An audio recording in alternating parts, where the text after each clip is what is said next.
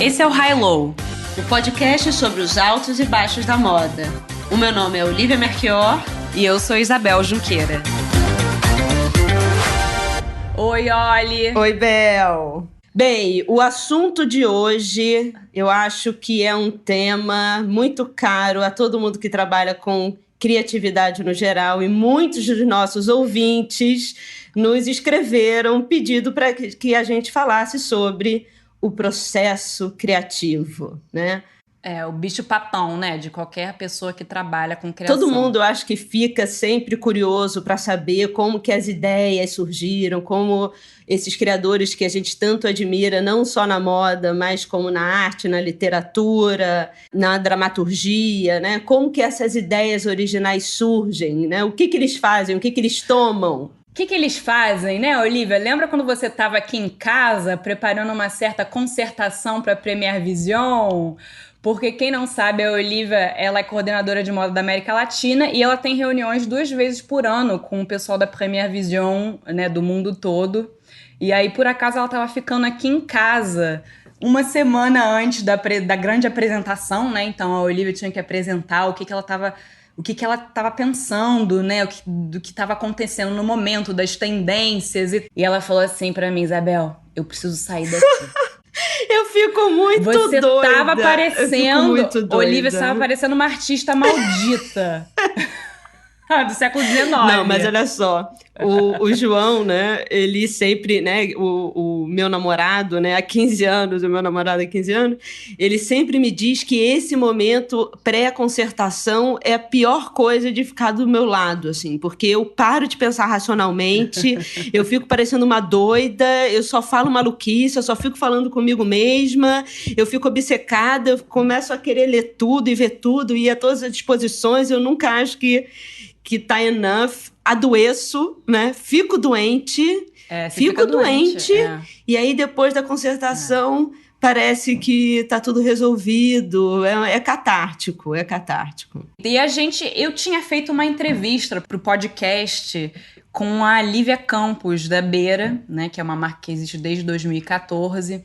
A gente não sabia ainda exatamente se a gente ia fazer um episódio só com essa entrevista e tal, mas quando a gente decidiu fazer sobre o processo criativo, eu lembrei, porque a Olivia não tava, né, no dia dessa entrevista. Eu tava doente. Eu fiz a entrevista com...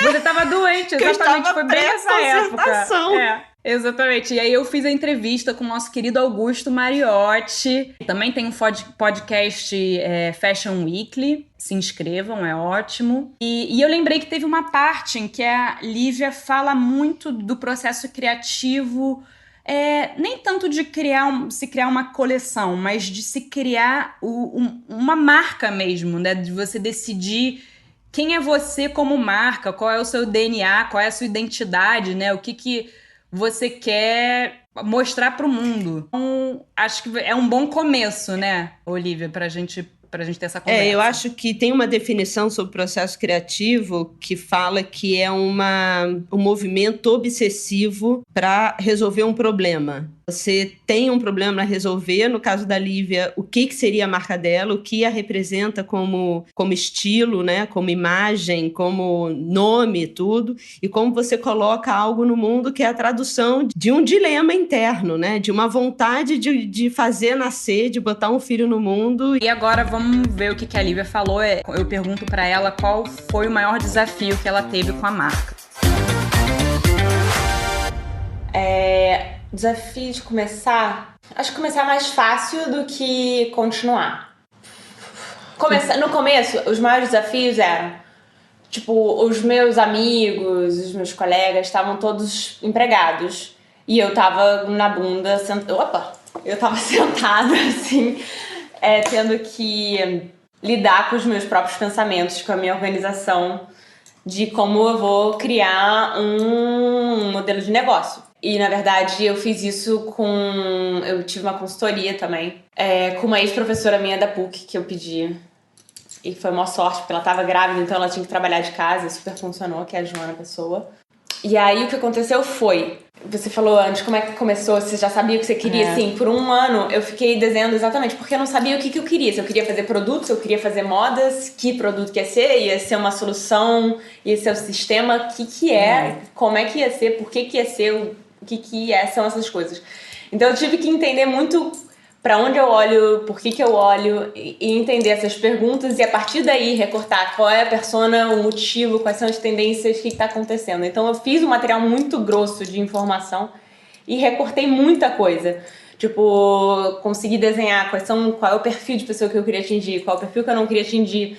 Em relação a como é que eu cheguei em homem, eu cheguei em homem também porque existia uma tendência para isso do homem que vai ao supermercado, que passa pelas lojas, que vai levando a roupa de criança e ao mesmo tempo ele não tem muito o que consumir. Então tem um lugar de nicho também, tem uma mistura e também tipo consciência do que você consome. Então tinha toda uma mistura junta, desenhadinha e tal, pra começar. Tem esses momentos que são, tipo, do começo do zero, que é isso, como é que você tira do zero, tipo, as coisas que são mais essenciais, porque se você não tá fazendo isso pra ninguém, você tá fazendo isso pra você, então você sabe o que é bullshit e o que não é. Então esse é o momento mais crucial. Aí depois quando você vai fazer a roupa também, porque vai ser o start gigante. Mas enquanto isso, as pessoas que estavam por perto estavam trabalhando com uma rotina mais tradicional. E isso me deixava meio enlouquecidinha, porque era tipo assim, as pessoas têm um default de falar, eu tô muito cansado, eu trabalhei o dia inteiro. E eu, tipo, não tinha como falar que, tipo, sabe o status, ou então, tipo assim, sabe quando você sai de casa e volta e você pode dizer que trabalhou o dia inteiro?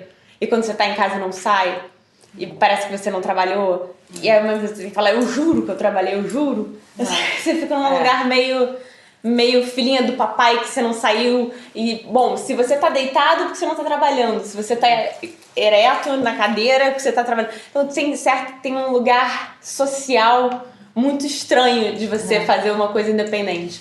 Então, esse lugar era horrível. Talvez esse foi o maior desafio. Tipo, eu todo dia dizer que, de fato, eu tava fazendo alguma coisa. E até as pessoas enxergarem isso, eu passei um ano muda, né? Porque as pessoas não podem ver, não tem como ver.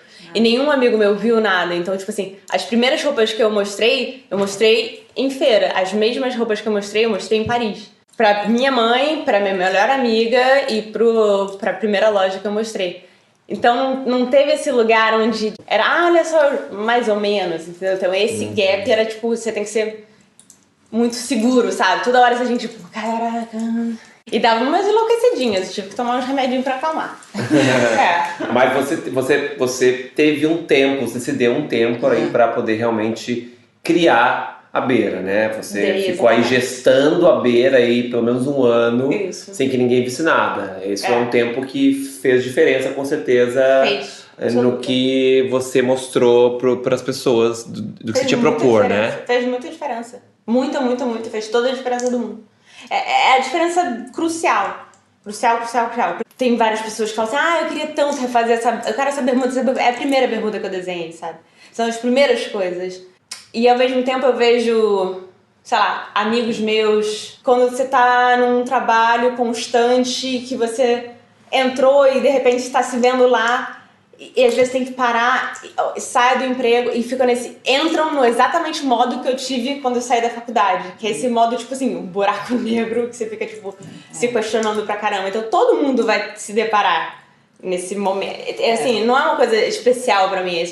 Então não tem muito como pular, mas tipo, esse espaço, pra mim, valeu muito a pena. Tipo, é dificílimo, mas é maravilhoso.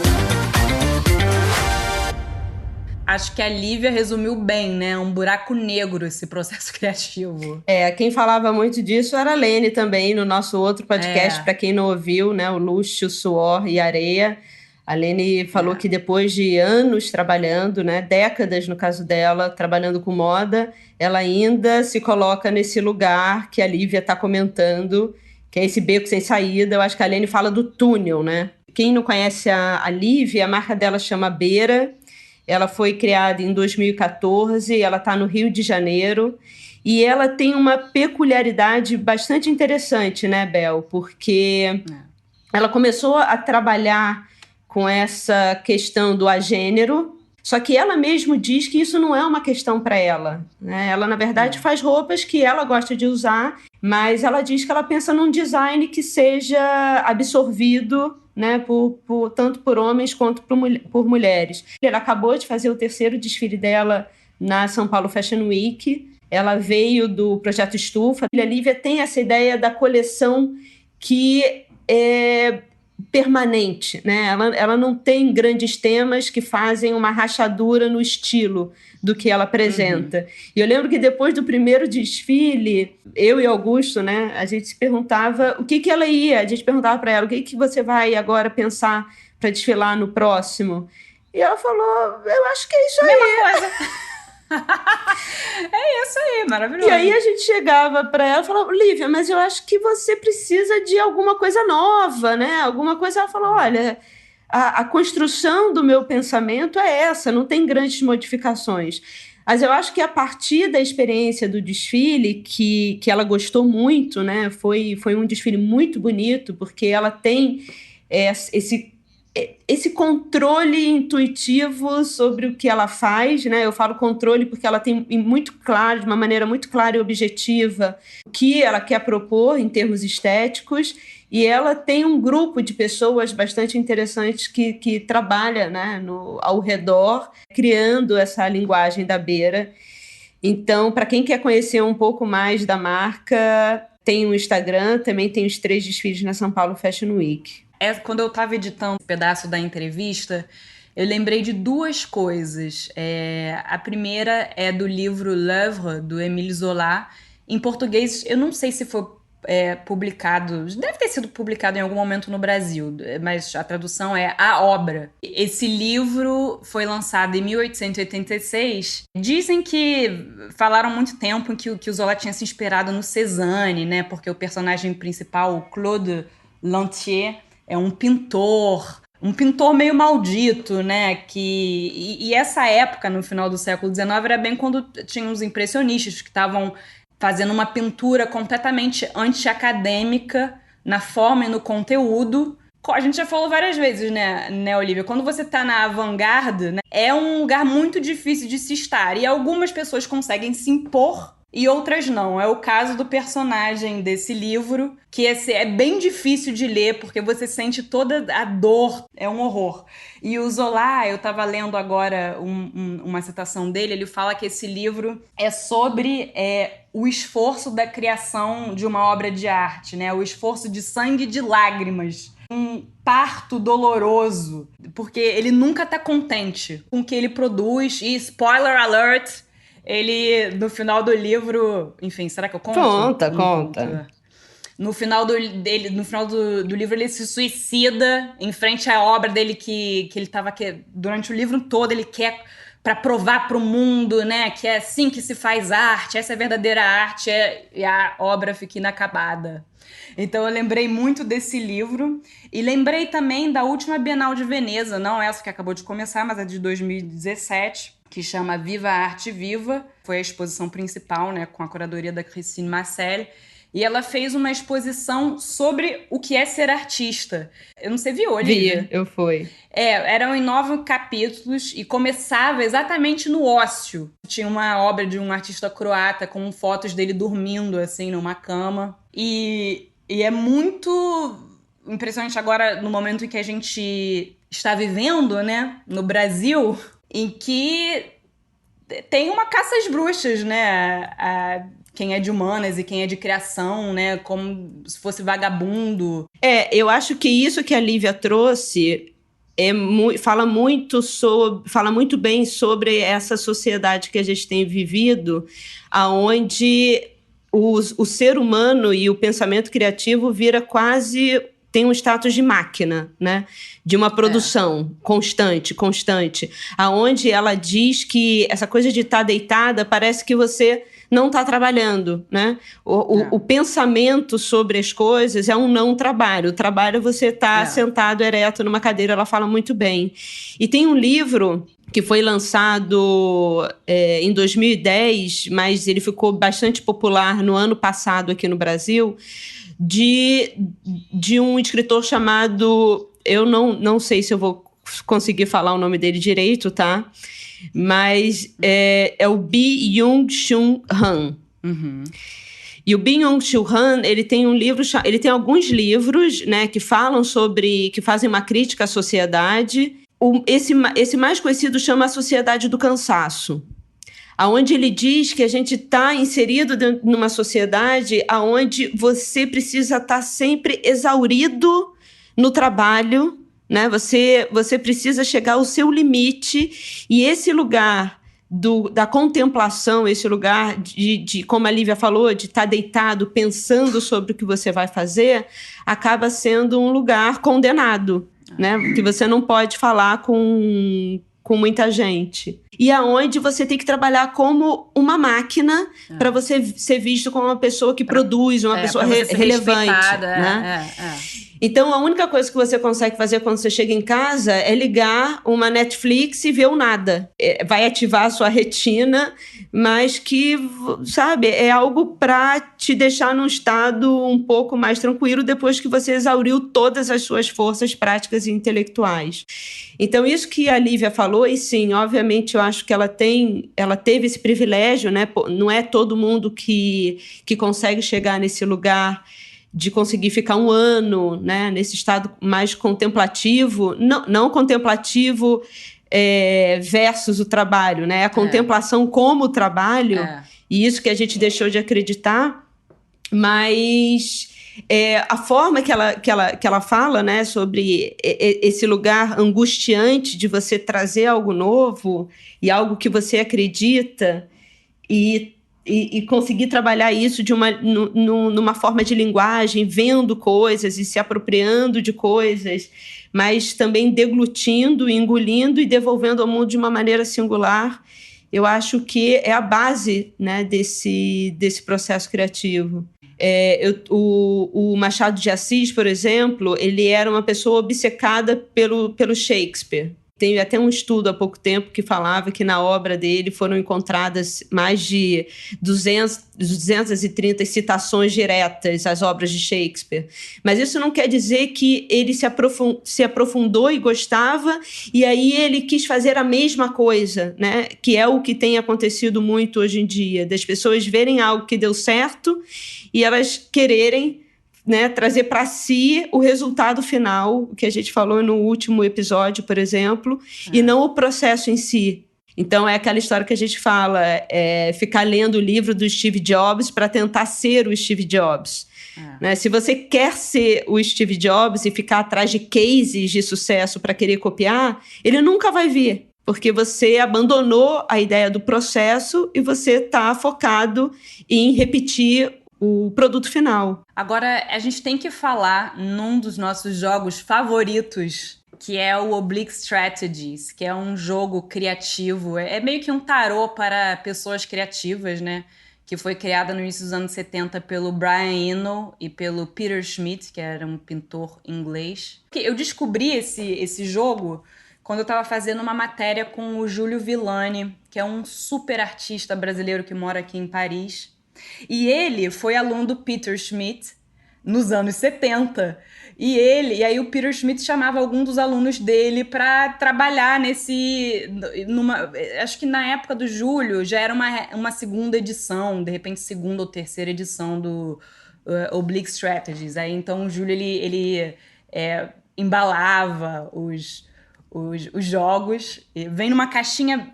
Parece uma caixinha de buraco mesmo, né? E o Júlio me falou que ele usa muito, até hoje, no trabalho dele. Vários artistas usam esse jogo que o Brian Eno criou. David Bowie, Coldplay. R.E.M., exatamente. E o Brian, eu tava vendo um vídeo hoje de manhã sobre a origem desse jogo. E o Brian Eno, ele conta que na época que ele tocava no Roxy Music, que eu amo, né, quando ele tava da banda, ele tava sempre sentindo muita pressão, né, porque eles tinham que criar, eles não tinham um orçamento, um budget muito grande para as gravações. E aí ele começou a se dar conta, reescutando gravações, que sob pressão ele estava vendo que ele estava tirando as melhores ideias dele, que eram as falhas. Ele reescutando, ele se tocou que às vezes o erro era a coisa mais interessante que tinha na gravação, mas como ele estava sob pressão, ele não conseguia pensar direito, ele não conseguia observar e refletir e ter um pensamento mais aprofundado. E aí ele descartava o erro. E aí ele chegou a uma frase que é "Honor thy error as a hidden intention", que em português é "honre seu erro como uma intenção escondida". E aí ele escreveu isso e deixou lá no estúdio de gravação pra ele... Peraí, quando der alguma coisa errada, para, respira, o que aconteceu? É isso mesmo? Isso não vai ser útil? Para ele não descartar logo de uma vez. E aí ele começou a pensar em várias frases, assim, para ajudá-lo a trabalhar sob pressão. Ele começou a fazer uma lista, mas ele achava que a lista era um formato... Acabava que ele escolhia a que era mais conveniente para ele continuar trabalhando como ele estava trabalhando. E aí ele falou assim, não, é melhor eu fazer um sistema de cartas, de baralho de cartas, para ter um aleatório. E aí que ele e o Peter Smith vão criar esse baralho. Ele criou um método para tirá-lo da famosa zona de conforto, né? Exatamente. E sair do esperado, do óbvio. É aquilo que você acaba se acostumando a fazer. E eu acho que essa é uma das piores armadilhas de todo criador, né? Da criação, do processo criativo em si. É você fazer de uma maneira algo que deu certo, e aí depois você quer tentar não recriar o espírito criador que você estava no momento, de intuição e disciplina, de estar aberto às novidades, de deixar o seu olho vagar e se deixar impressionar pelas coisas, né? E você não, tenta repetir o produto final, né? Então, se você trabalhou com, sei lá, com uma mídia, se você trabalhou com um certo tipo de tecido, você vai e repete aquele tipo de tecido, porque, não, isso deu certo. E, na verdade, é muito mais um espírito de abertura que você estava para o novo e como você conseguiu, né, sistematizar as suas ideias do que o resultado. E tem muita gente que cai nessa armadilha, né? De querer viu algo que deu certo e aí fica se apegando... A fórmula do bolo, né? A fórmula do bolo, né? O Charles Watson, que né? Eu acho que a gente tem que citá-lo. Você já fez aula com ele, né? Já fez o curso dele. 2, né? Olha. 2. Tanto o mais teórico, que é no Parque Lage, quanto da casa dele de 30 dias. Mas você falou que você pegou ele na fase hardcore do Charles Watson, total, né? Porque depois ele teve filho, você me contou que ele ficou mais suave. Ficou super, super mais suave. Mas o Charles, ele é um professor, né? Ele é escocês, veio para o Brasil na década de 60... E ele virou um especialista em processo criativo e hoje em dia ele, né, dá aula, dá palestra para várias empresas, grandes empresas. Mas eu acho que a base desse curso dele aqui no Rio, que é na casa dele durante 30 dias e que eu fiz, é falar sobre como você precisa levar em consideração sempre os novos problemas que se apresentam na sua frente, né? E não achar que você descobriu uma maneira que deu certo uma vez e que ela vai sempre se aplicar para diferentes sistemas, né? Ou diferentes desafios que você tenha. Então, por exemplo, no caso dele, tem uma base de desenho, onde ele vai mudando o tamanho do papel ou da tela e vai mudando o tempo. No início do curso, você escolhe um objeto e ele fala, você vai durante 30 dias desenhar esse objeto que você escolheu no início do curso. No meu caso, era um bidê quebrado. Então, era um bidê quebrado. A sua musa eu ficava era um desenhando. Bidê quebrado. A minha musa era um bidê quebrado. E aí eu fiquei durante 30 dias olhando para aquele bidê, ou seja, e eu só poderia trabalhar com grafite. Só que ele nunca disse o trick, né? A coisa começa aí, porque ele falou grafite. E a primeira coisa que você faz é pegar um lápis. Só que ele nunca disse que era um lápis. E você não consegue entender que o grafite, na verdade, é o componente interno do lápis. Mas você pode ter grafite em barra, você pode ter grafite em pó, diversos outros formatos que te ajudem a solucionar o problema de um desenho em grande escala em 1 minuto, né? Se você for pegar um lapisinho básico, um HB, e você não vai conseguir solucionar o seu problema de desenho de observação em um 3x3, em uma folha de 3 metros por 3 metros em 1 minuto. Porque você não vai conseguir, né, com aquela mídia. Então, por exemplo, nesse caso, você tem que desenhar com o pó de grafite e a sua mão, né? E aí você tem que se jogar e tem que ser uma coisa rápida, ou seja, se você for trabalhar os detalhes do bidê, não vai funcionar. Então, desenha a silhueta do bidê. E aí ele vai mudando ao longo desses 30 dias. Depois ele te dá um papel mínimo para você desenhar 3 horas, o mesmo bidê. Então, é uma maneira de você entender, ok, qual é o meu recurso, qual é o meu tempo e o que eu tenho que realizar. E numa hora que você consegue observar essas coisas, você tem que criar novas estratégias, né? Que são essas estratégias de desvio que o Brian Eno fala, que não vou falar sobre o detalhe. Ou, sim, eu tenho tempo e tenho recurso para detalhar, né, esse bidê. Vou agora jogar aí uma pergunta no ar que eu tinha anotado quando eu estava pensando nesse episódio. Você acha que o tempo ilimitado é inimigo da criatividade? Quando você não tem um deadline, um prazo definido? Eu acho que os limites, eles ajudam a criatividade, sim. Eu acho que os limites ajudam. E eu acho que, principalmente trabalhando com jovens criadores, em moda principalmente, que é a minha área principal, mas eu estenderia isso a todas as áreas criativas, sempre existe essa desculpa, né?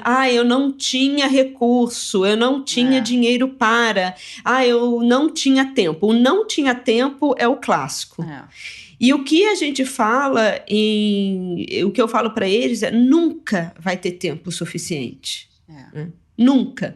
E eu acho que mesmo que você não tenha um limite imposto por uma entrega de trabalho, se você for um artista e não esteja limitado a uma entrega de uma exposição, de uma galeria, é interessante você ter uma disciplina e um cronograma de mais ou menos quando você acha que aquilo tem que acabar. Porque eu acho que uma dissertação de mestrado, ela nunca acaba. Um livro nunca acaba, né? Ele é forçado a encerrar, mas ele nunca acaba, né? Eu acho que o processo criativo, se deixar, ele inclusive passa do ponto. É uma das coisas que o Charles falava muito no curso dele. Tem um momento que você tem que olhar e tem que parar, porque senão você passa do ponto, né? Do que você devia... Hoje de manhã eu tava mexendo com o baralho do Brian Eno, com o Oblique Strategies, e aí eu tirei uma carta que eu achei tão bonita, porque assim, se vocês vão tirando é tão bonito, assim, a cada frase, né? Dá pra você ficar pirando no cabeção em cada uma. E aí que eu tirei, eu até te taguei: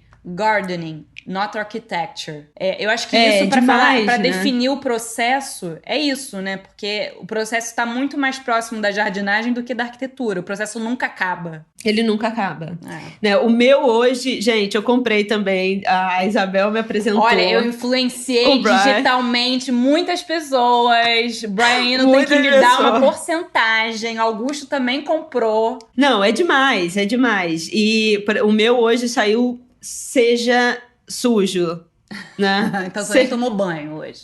Seja sujo, né? Que é no momento onde você tá tão... E esse seja sujo, eu acho, para pessoas de moda, já que, né, a nossa principal audiência, eu acho essencial para a gente falar sobre o famoso sketchbook. Estudantes de moda, jovens criadores, o sketchbook, ele precisa ser sujo. Eu tenho diversos...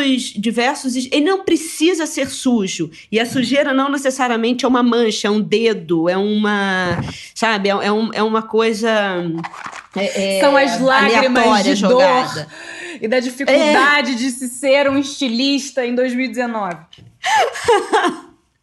Mas assim, o que me incomoda é uma vontade de apresentar algo polido, quando o processo em si E também não estou querendo, né, aqui categorizar falando que todo processo é igual e tem que ser uma loucura, não pode ser metódico e sistemático. Eu acho que diversos processos são muito metódicos e sistemáticos e muito mais limpos no sentido visual, mas existe uma sujeira do erro, do acerto, do erro, do acerto.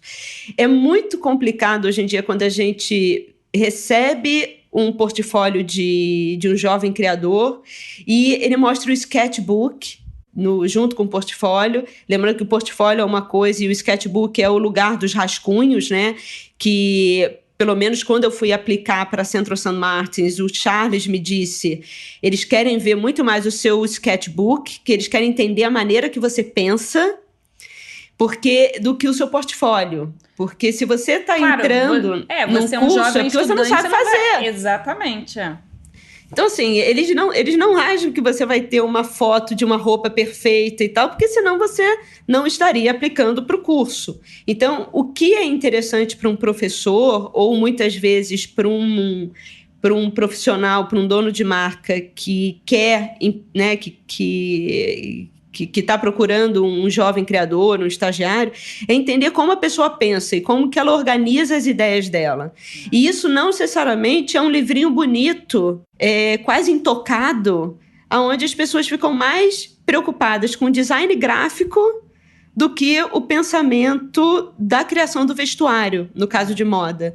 Eu recebo muitos sketchbooks e portfólios onde eu digo que isso aqui é lindo, mas isso aqui, para mim, é um portfólio de design gráfico. E aí as pessoas ficam mais preocupadas em fazer um desenho bonito e fazer uma colagem interessante do que mostrar todo o processo em termos de pensamento tridimensional de design, a relação com textura, a relação com caimento, com corte, né? Proporção, volume.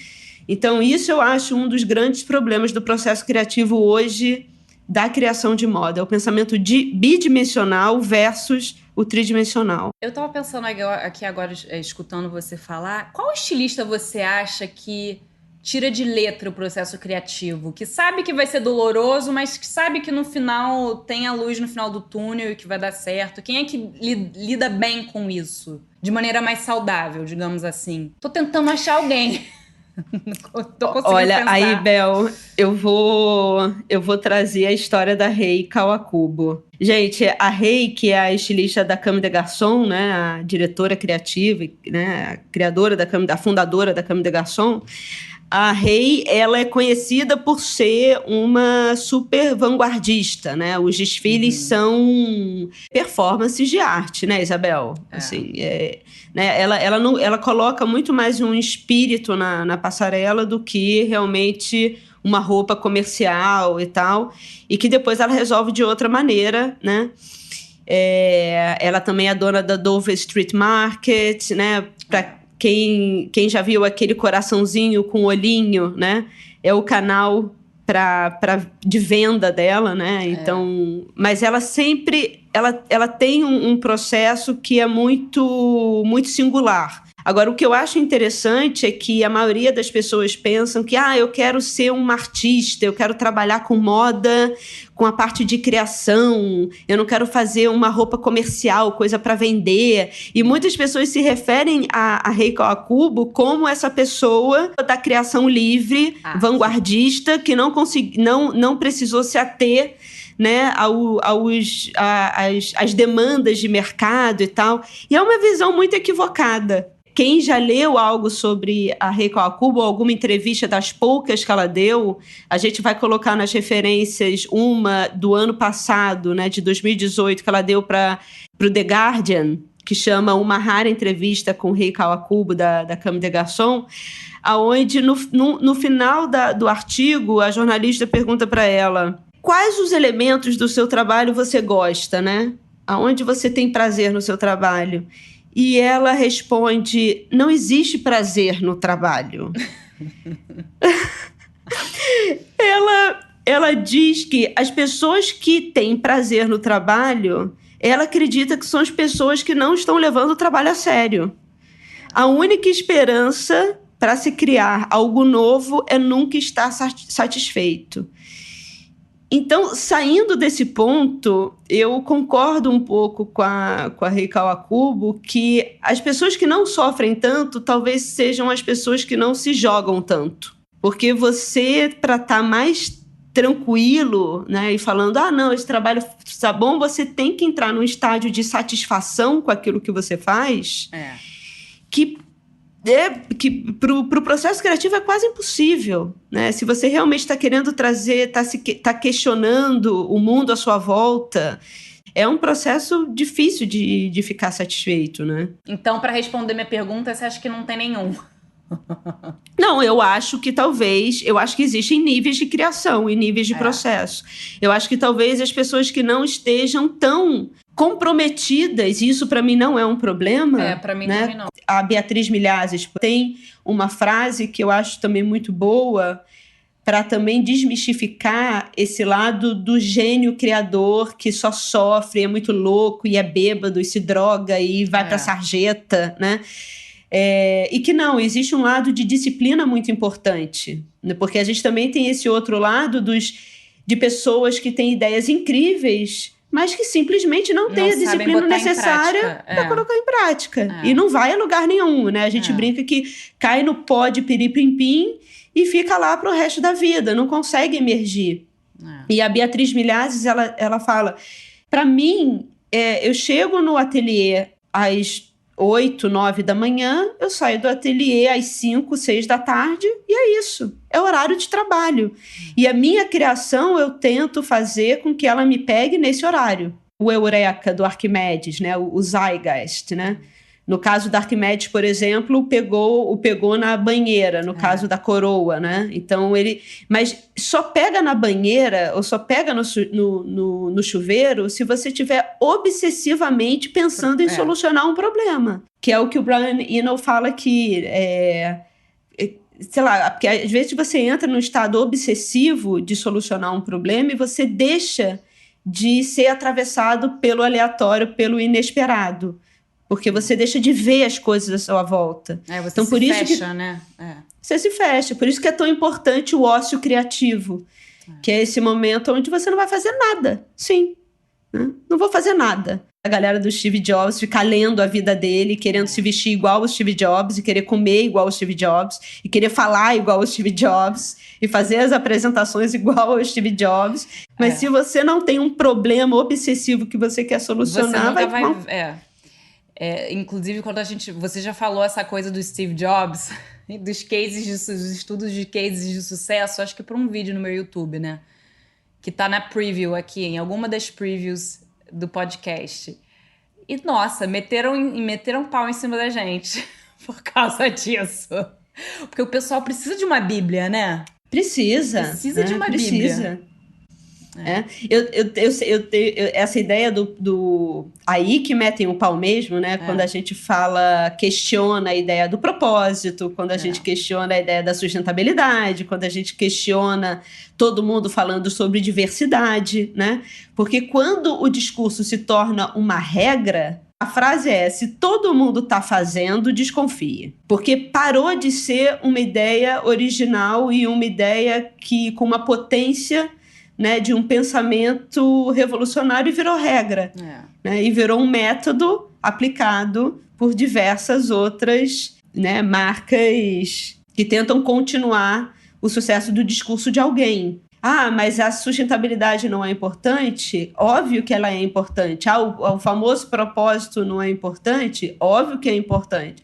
O problema é quando ele começa a ser alçado, né, como discurso, sem a pessoa realmente pensar, né, na estrutura e no porquê das coisas estarem, né, serem ditas. E aí vira uma repetição de papagaio. Processo criativo, zero. Acho que se existem alguns lemas para que a gente fale sobre essa quebra, né, do método, do loop que deu certo, eu acho que hoje em dia um dos maiores problemas que a gente tem, o nosso interesse, a nossa pesquisa via computador. O Yohji Yamamoto, ele fala sobre isso na entrevista do BOF, que a gente adora, né? Que ele fala: desliga um pouco o computador e começa a olhar para o mundo à sua volta, porque o computador está atravessado pelos algoritmos E os algoritmos, eles diminuem a sua possibilidade de encontrar o inesperado. Diferente daquilo que você já deu like e que o algoritmo acha que você vai gostar. Isso é a pior coisa hoje em dia. Mas, ao mesmo tempo, eu acho que a internet tem uma coisa tão engraçada que, inclusive, eu até tenho que me policiar. Que, às vezes, quero pesquisar sobre uma coisa X. Aí eu descubro dentro de X, Y, Z. E aí eu vou entrando numa cadeia que é infinita. E você vai descobrindo coisas muito loucas. Eu acho que também a internet tem os dois lados também. Tem realmente o lado do algoritmo, que é bem perigoso, dos cookies. Não, exatamente. Mas eu acho que, assim, existe uma mensagem que é passada para você e a maioria das pessoas para nessa primeira mensagem e não vai cavucar. Eu acho que na história tem todos esses grandes criadores, têm as suas estratégias de quebra, né, do sisteminha tradicional da sua caixa. A gente estava conversando antes de começar a gravar, um exemplo clássico é o Yves Saint Laurent, né, que tinha essa alma angustiada e que, em dado momento, ele descobriu Marrakech e Marrakech virou, assim, a gênese de toda a coleção dele começava lá. Ele tinha que sair de Paris, da loucura daqui. Ele era só lá, no sol de Marrakech, com aqueles jardins maravilhosos de lá, com aquela arquitetura, com a comida, os cheiros de lá, que ele se sentia à vontade, se sentia livre, né, para começar a desenhar sem as neuras. Eu acho que essa saída do ambiente normal de trabalho e você se deslocar para outro país ou para uma viagem ou para você criar essa ruptura, né, no seu cotidiano. Mas de certa forma, o modus operandi que o Saint Laurent criou foi exatamente criar uma zona de conforto onde ele se sentia livre, né? Faz sentido? Não, faz sentido, mas eu acho que também é uma cultura completamente diferente da dele, onde ele se relacionava com hábitos e com arquitetura e com cores e com cheiros e com uma comida diferente. Pessoas, né? Diferentes, né? Pessoas diferentes. Por exemplo, tem alguns escritores que, apesar de hoje, com o advento dos computadores e tal, até hoje só conseguem escrever à mão. Né? Que é um trabalho muito mais complicado porque depois alguém ou a própria pessoa vai ter que digitar tudo. Mas eu acho que são formas de você quebrar um pouco, tirar a sua cabeça do cotidiano, no caso dele, talvez do negócio. Agora, o que eu acho errado é a galera achar, né, que tem muito disso, que vou viajar para me inspirar e isso resolve, né? Aí não sai do bar... Não, no bar eu ainda fico feliz, Isabel, sinceramente, porque como o Deleuze fala, as melhores ideias dele surgiram por causa da bebida no bar, né? Mas, antes de virar alcoólatra, mas as pessoas, por exemplo, que vão para Paris, falam, não, eu vou me inspirar. E aí elas sempre vão para os mesmos lugares que todo mundo, né? Sim. Para ver as mesmas vitrines, vão nas mesmas ruas e vão procurar os mesmos restaurantes, né? Então, é um espírito de você querer sair da visão de todo mundo e se jogar, ficar andando pelas ruas de uma forma aleatória e se perder. Eu acho que a coisa de se deixar se perder, né? Tanto no lugar físico como também na cabeça é essencial. E me fala do seu processo criativo. Então, você tem que ir para um quarto de hotel, hein? Não, você começou falando, o meu processo criativo é horroroso porque eu entro numa obsessão de devorar tudo. Eu acho que eu não li todos os livros, eu acho que eu não li todas as matérias e eu entro num fluxo também muito destrutivo. Eu vou te falar que o meu fluxo não é muito saudável, você viu. Eu adoeço, eu só consigo dormir ou com remédio ou com uma garrafa de vinho, eu tenho que ser praticamente